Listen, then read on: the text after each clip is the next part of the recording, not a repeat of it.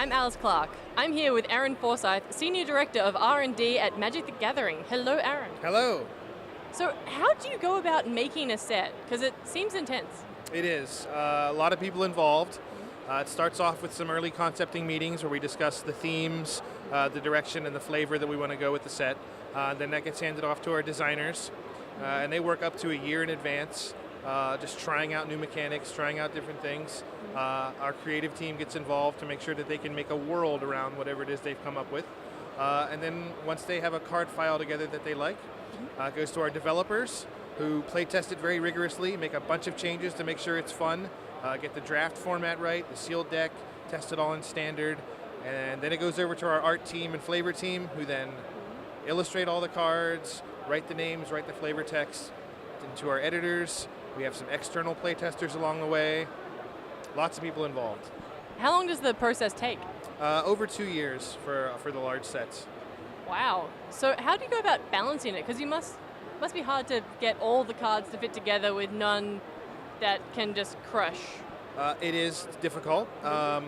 We do a lot of rigorous play testing, both internally, and we have some teams that we send them to out of the building, mostly for multiplayer formats and things like that.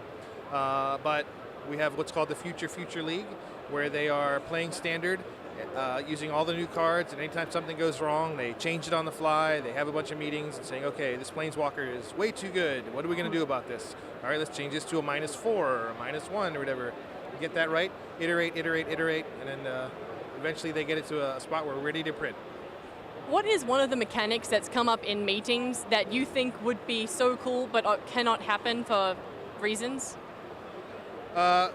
We tried in New Phyrexia to have a mechanic where, if you remember Big Furry Monster from Unglued or whatever, where you needed 2 halves of a creature, we wanted to have all these various pieces, like each card was a different half, because the Phyrexians were all about combining flesh and metal and things like that. We had to draw both halves and cast them together to fuse into one giant creature. There were so many rules problems about what happens if I unsummon half of it to your hand, or what, and we couldn't get it right, and so that one didn't work out. Oh, it's a shame. Yeah, it sounds cool. really cool. Sounds cool on paper. Will we see a new Unglued, Unhinged in the near future? I don't have anything to announce, but I will say that is one of the most frequently asked questions at shows like this, and we know there's a big demand for it, so stay tuned. Awesome. I look forward to seeing it soon. So what is a card that you've had a hand in that you are most proud of and think is underplayed?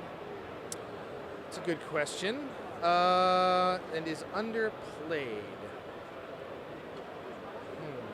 Usually the ones I make that I'm most proud of are overplayed, like Cryptic Command or Bloodbraid Elf. Let's see here. Something more recent.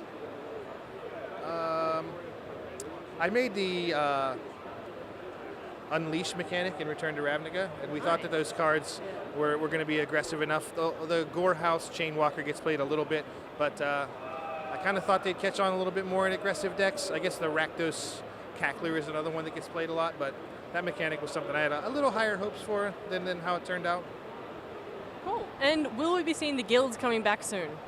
I don't know about soon. We got a lot of other ideas we'd like to get out of our system, but the overwhelmingly positive response to Return to Ravnica means that there will be guilds again in our future at some point.